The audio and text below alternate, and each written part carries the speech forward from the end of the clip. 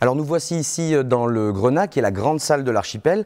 Elle peut accueillir jusqu'à 1100 spectateurs. C'est une configuration qui est idéale lors de l'accueil de grands ensembles symphoniques, de concerts de musique actuelle ou encore d'opéra. Cela dit, on peut adapter la capacité d'accueil de cette salle à ce qui se passe sur la scène. Selon l'espace scénique utilisé par le spectacle et les artistes, on va pouvoir donc réduire le nombre de places dans la salle. Tout cela grâce à ce système de store vénitien. Donc ce sont des grandes lattes de bois qui viennent couper la salle et la faire passer donc de 1100 places à 800 ou à 600, une fois de plus selon les besoins. Je vous propose en première étape de rejoindre la régie technique où nous allons retrouver Julien qui va nous parler du son et de la sonorisation de cette salle.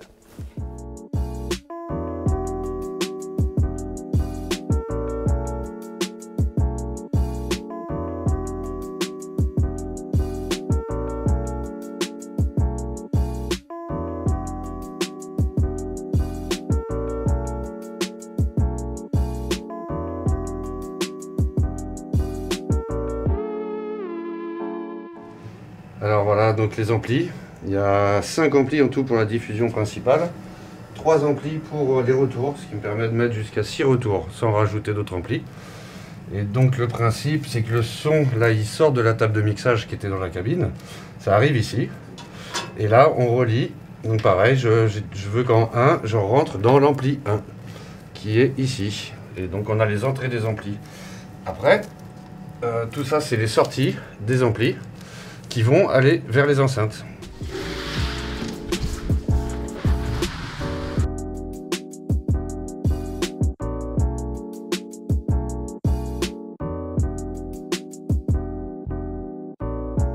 Alors, voilà l'exemple de boîtier qu'on a réparti un petit peu partout dans la salle, avec des prises là, pour les enceintes qui viennent du local ampli. Il y a aussi des prises pour des micros. Ici. Voilà, parce qu'on est tous reliés. Là, c'est l'intercom du gars qui fait la poursuite. Alors ça, c'est de la lumière, hein. Mais voilà. Et on le câble sur les boîtiers. Pareil, tout est relié et tout se retrouve dans la cabine, dans la régie, sur la baie de brassage.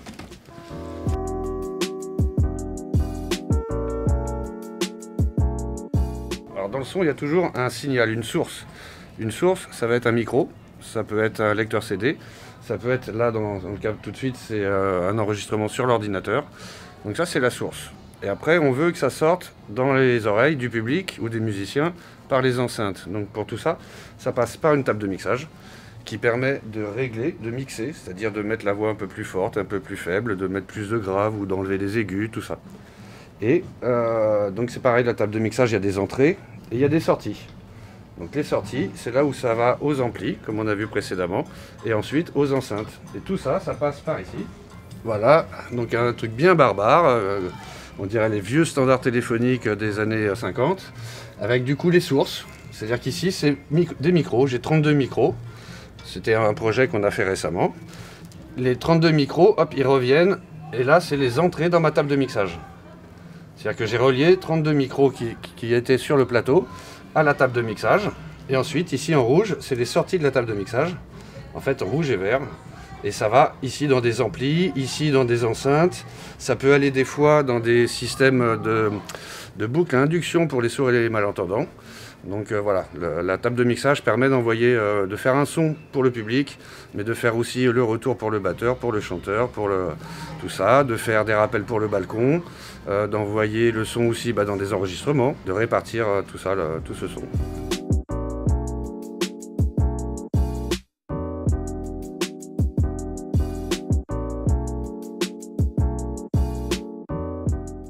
Bon là, je voulais vous montrer un peu ce qu'on appelle le système de diffusion principal, qui est toujours perché en l'air au niveau du nez de scène. Donc on ne se rend pas bien compte en général quand c'est en haut que c'est aussi gros et volumineux. Donc voilà, je parle de diffusion principale parce qu'après il y a aussi ce qu'on appelle des débouchages, des petits rappels. C'est-à-dire comme on peut voir ici sur ces enceintes-là, qui sont là pour faire du son sur le bas du parterre, alors que celles-là sont diffuses plus en haut. Les caissons graves, c'est grâce à ces enceintes-là qu'on a vraiment la sensation quand ça tremble dans le ventre ou dans le fauteuil. Ça aussi, c'est des caissons de basse. On voit derrière les enceintes là, qui font du médium et de l'aigu.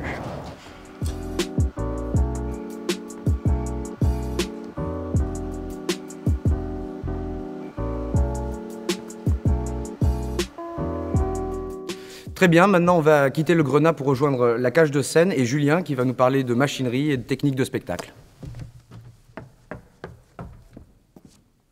Bonjour, je suis Julien Bernard, je suis régisseur plateau du Théâtre de l'Archipel. Je vais vous présenter les différents équipements techniques du théâtre. Le plateau du Grenat. Sur le plateau du Grenat, nous avons un système de perches contrebalancées, une cinquantaine de perches qui sont, comme vous le voyez, manipulées par des cintriers. Alors ce système de perches nous permet de mettre de la lumière, de créer de la lumière, de mettre du son, de mettre des éléments de décor, de faire apparaître ou disparaître des éléments de décor, et de créer une boîte noire. Cette boîte noire, c'est un ensemble de tissus qui va recréer un espace scénique, comme ça on ne voit pas ni le fond ni les côtés. Et dans cet espace scénique, les artistes vont pouvoir évoluer. Alors c'est très intéressant pour faire des apparitions et des disparitions. Tel que vous le voyez, on peut faire apparaître des gens, donc disparaître des gens, donc on peut tout à fait aussi faire apparaître des éléments de décor, disparaître des éléments de décor, faire apparaître un écran tout d'un coup ou le faire disparaître, et tout se termine logiquement comme chaque spectacle par une fermeture de rideau, tel que vous le voyez. Rideau.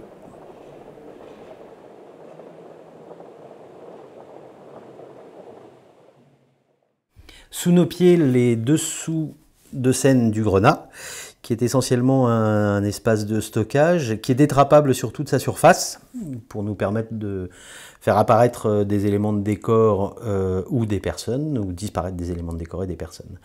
Et nous passons, là, vous le voyez, sur la cage de scène. Alors la cage de scène, ce que vous ne voyez jamais, où nous avons tout le stockage de lumière, de son, de décor, et pour arriver au grill, le grill où là nous avons des moteurs très forte charge qui nous permettent justement de manœuvrer ces éléments de décor qui sont plutôt lourds et de ne pas avoir à le faire manuellement, parce que des fois c'est un petit peu compliqué.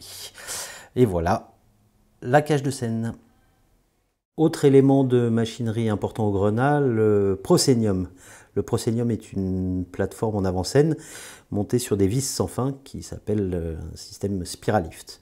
Alors ce proscenium nous permet notamment dans le cadre d'un opéra de pouvoir installer l'orchestre en devant de scène, c'est-à-dire que les acteurs et les chanteurs les entendent, mais vous, le public, ne le voyez pas.